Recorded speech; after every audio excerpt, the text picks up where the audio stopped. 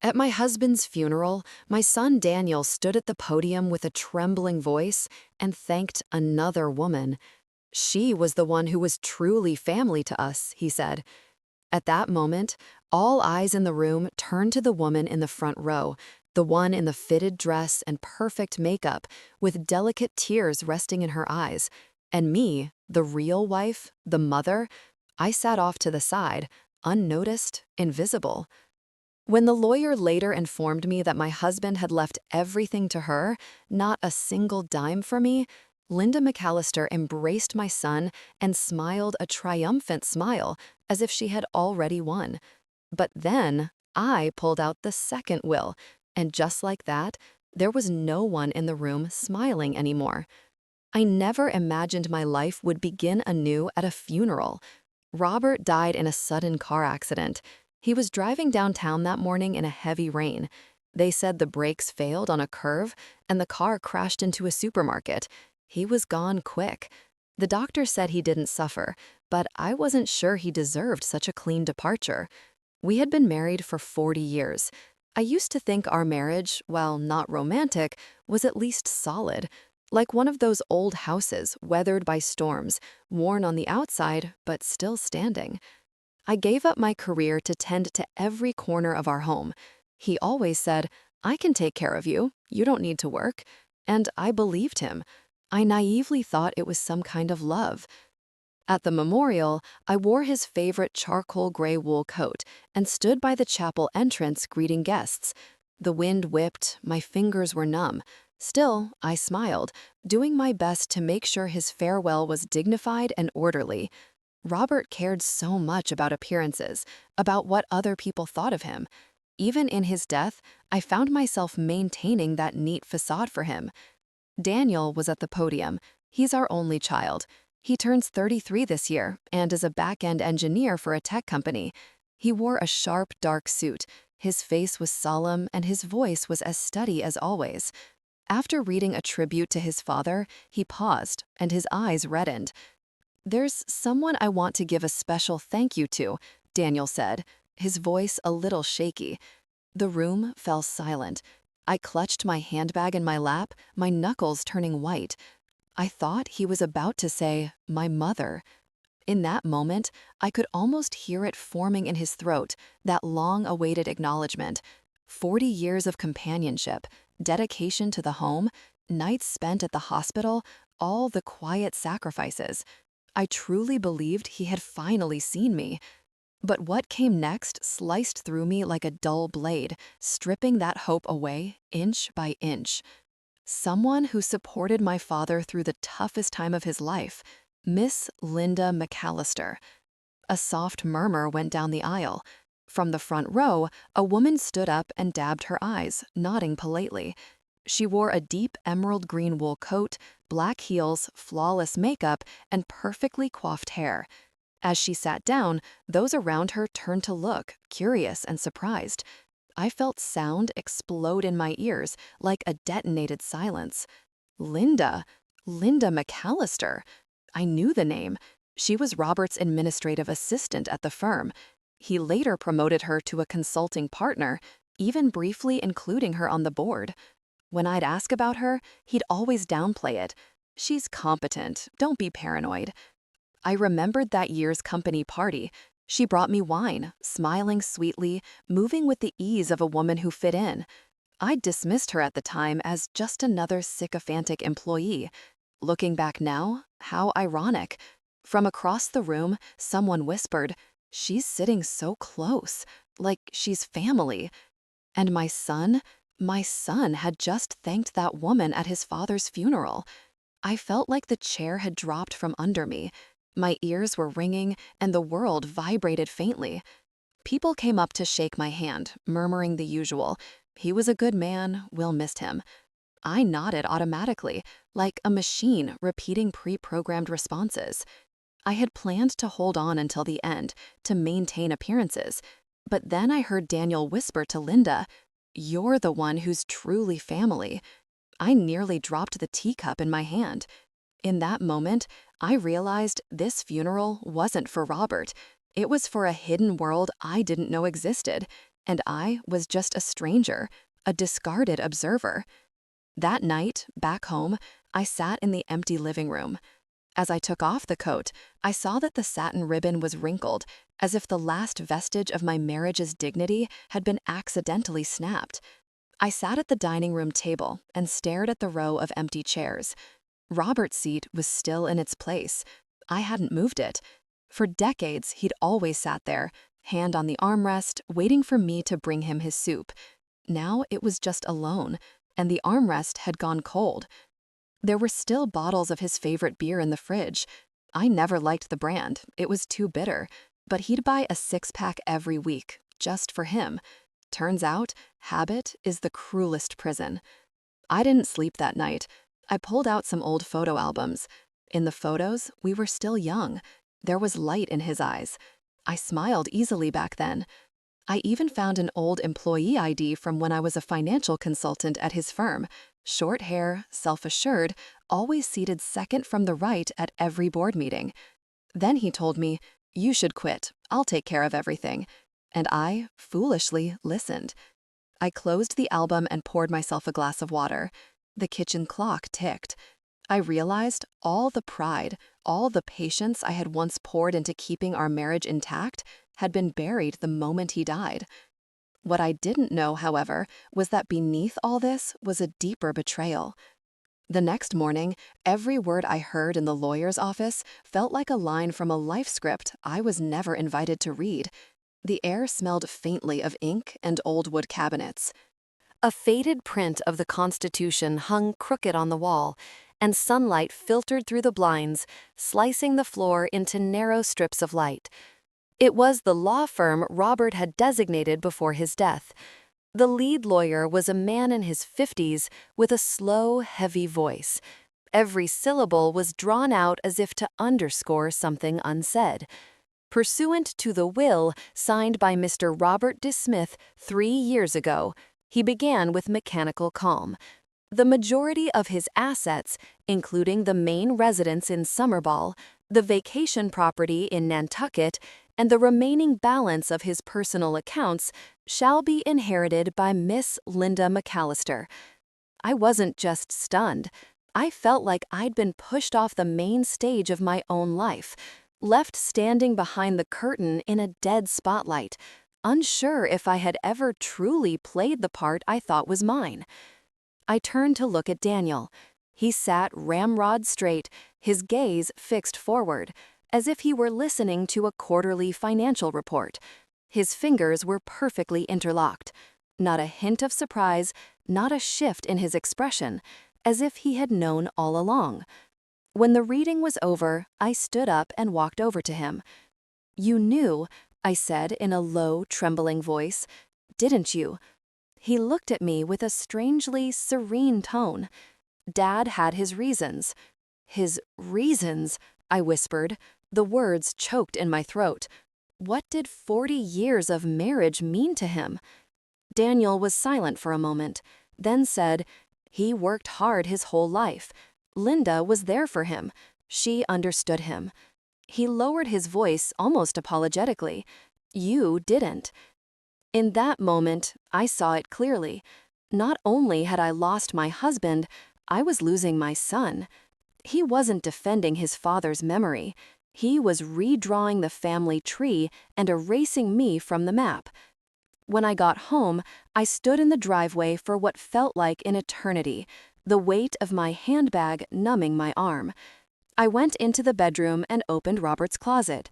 His shirts, ties, and wool vests were still perfectly arranged with that familiar scent of refined decorum. But what lies were woven into those fibers? When did he decide I was no longer family? Was it the year I forgot to buy his favorite wine for our anniversary? Or before that, when I quit my job as his financial consultant and just became a housewife? I started searching through the drawers for proof I wasn't crazy. Old ledgers, photos, receipts, old business cards. In the kitchen drawer, I found a folder of letters Robert had kept. One was from the Nantucket Property Management Company. The date was 6 years ago. The recipient, Linda. My hands were shaking. I had been to that house by the sea countless times, not realizing I was just a guest. That afternoon, I walked across the street to visit Giselle, our longtime neighbor. She was a widow in her late 70s with a sharp memory and a garden brimming with roses. When I mentioned Linda's name, her face stiffened. Linda? Wasn't she the one Robert would take to those symphonies? She asked, raising an eyebrow. You didn't go with them? I forced a smile. My mouth was dry. I never really liked social events much. Giselle shifted in her seat. Oh, I always thought they were an item. She's been on this street several times.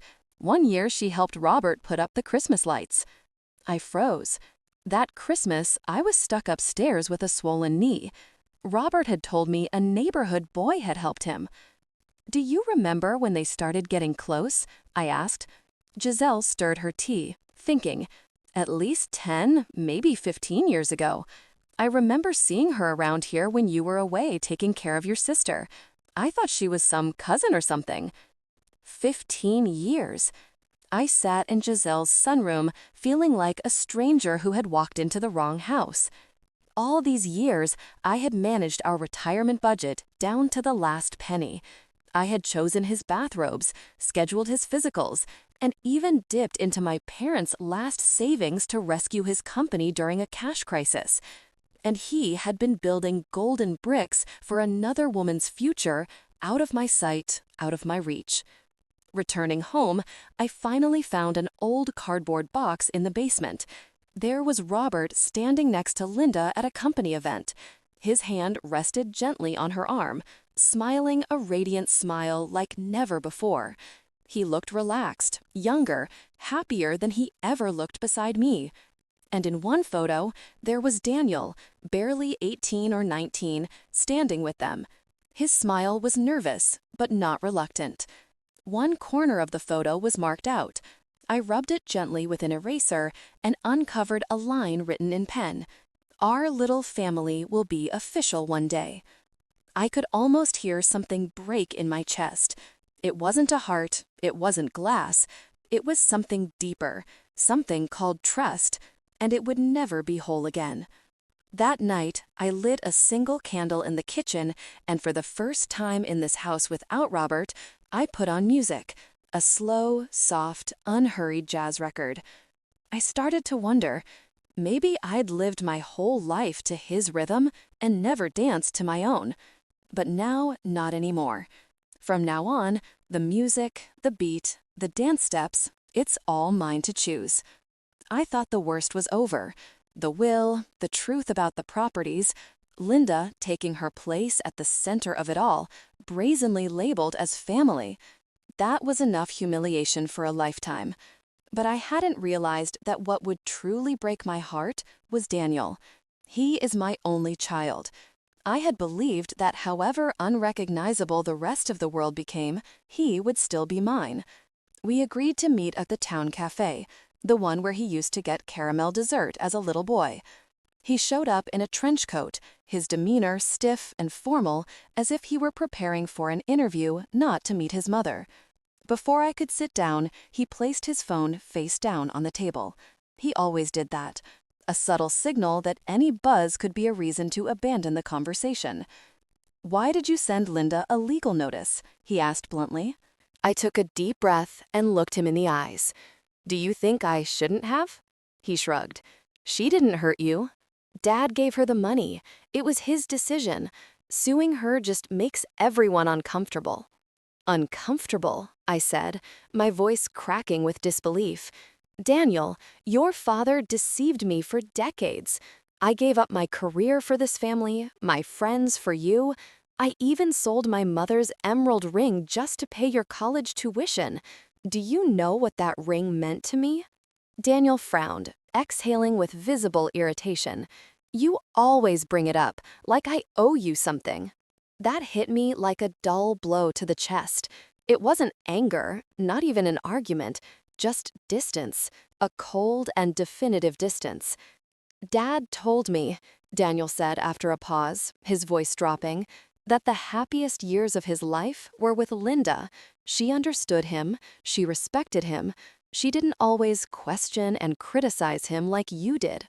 I questioned him because he stopped respecting me, I said, gritting my teeth. I criticized him because he was wrong. Daniel shook his head, as if he were listening to a meaningless sermon. You're too traditional, Mom. You've always believed that making sacrifices is a virtue, but Dad didn't need that kind of love. That's when I understood. It wasn't a sudden revelation for him. He had been thinking this way for a long time. He just hadn't said it until now.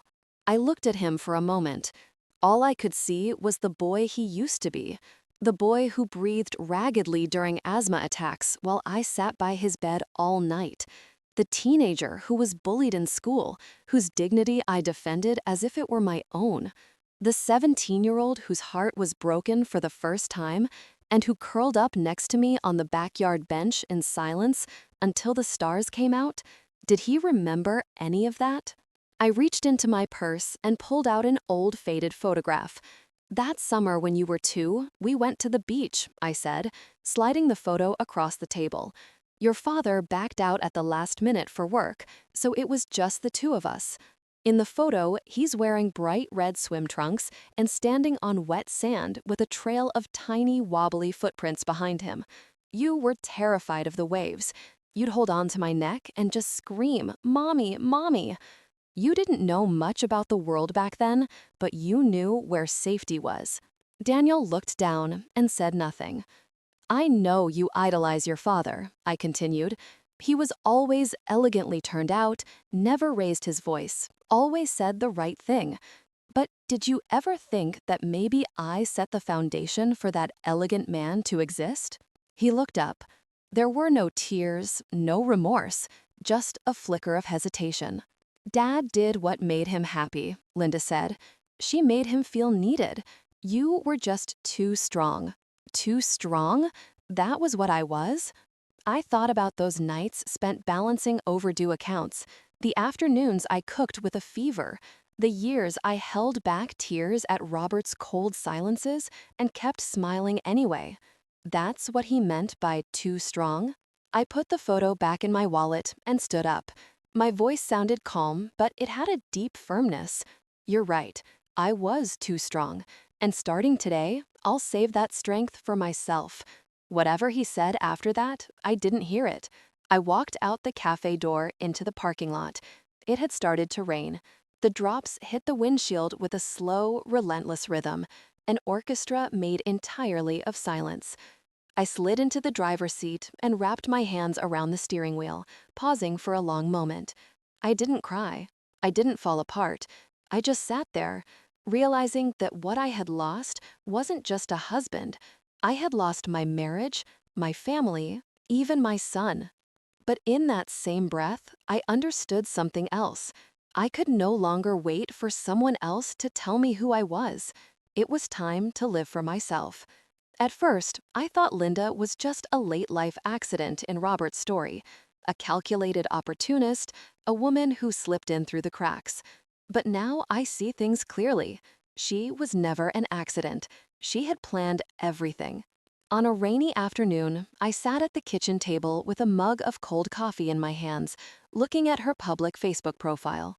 Her profile picture showed her on the beach, smiling softly, the background edited with a tasteful blur, as if she didn't want anyone to see what was truly behind her. Her bio said, consultant in the architecture sector, lover of classical music and community service, grateful for life's tender company. I clipped on her photo albums. The first image, Robert was seated in a wicker chair, holding a slice of lemon pie she had apparently made for him. The text said, "His smile is my favorite reward." The date stamp said it was 6 years ago, the same year I was bedridden with arthritis. Robert had told me then that work was overwhelming and he would be traveling a lot. I believed him. I thought he was simply evading the burden of caring for someone. But now I knew. He wasn't escaping me. He was living somewhere else without me. I scrolled down and found more images, both familiar and strange at once. There was Robert standing in Linda's living room in the wool jacket I had given him. There he was, helping her plant flowers and arrange bonsai in her garden.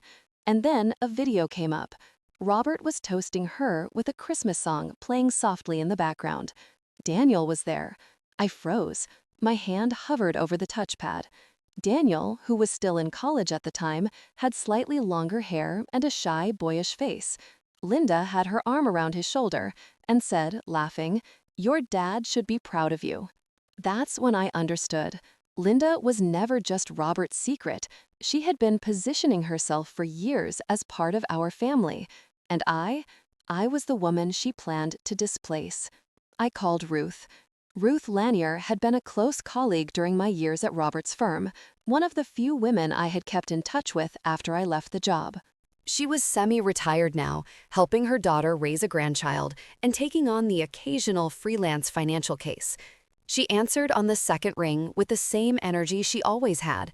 "Maggie, my goodness, I heard about Robert. I've been meaning to call you."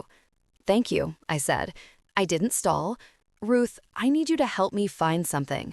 She didn't hesitate. "Tell me what you suspect." I paused. My voice sounded calm, but it was firm. I believe Robert used company funds for at least the last decade to buy properties for Linda, and there might be other unaccounted-for transfers. Ruth went quiet. "You're not just fixing a marriage, Maggie. You're looking to expose fraud." "I want the truth," I said. "I've spent too long in the dark." We agreed to meet at her house in 2 days. In the meantime, I became a woman on a mission. I went to the local library and looked up Linda's property records in Summerbowl. One house, a single-family villa under her name. Purchase date, 5 years ago. Right at the tail end of the company's employee housing benefits project, the same one Robert was overseeing. I had visited there during that project. I remember joking at the time, "On the next trip, you take me too." He dodged the suggestion. "You wouldn't like it there." Now I knew. The room was not reserved for clients. It was for her. 2 days later, I drove to Ruth's house. Her home was in a quiet suburb, a pale gray bungalow with a row of withering chrysanthemums out front. She greeted me with a glass of lemon tea and opened her laptop. "I checked some archived payment records," she said, scrolling through 3 entries labeled "Outside Consulting Support." "But the beneficiary company is a shell. No physical office is listed." She zoomed in on one line. $50,000 paid the same month you were home recovering from surgery. My stomach twisted. Ruth looked at me with concern from behind her glasses. "Are you sure you want to go through with this? Most people would just prefer to let it go." I didn't answer. I just saved a screenshot of the file to my flash drive. On the drive home, I went slow. The sun hit the windshield hard, and the air smelled of early autumn. The radio played an old 60s ballad. The chorus repeated softly, "You only find the truth when you stop pretending." Yes, only when you stop pretending do you begin to see clearly. Back at home, I sat in front of the computer and saved Linda's Facebook photos to a new folder. I named it Evidence. I was no longer the woman who buried her emotions behind a stove. I was Maggie Smith, the legal wife of Robert, the mother of Daniel, the one who had been edited out of her own life story, and the woman who was about to rewrite the ending. The second batch of documents from Ruth arrived just as I was wiping down the kitchen sink. Sunlight filtered through the blinds, casting clean stripes across the countertop.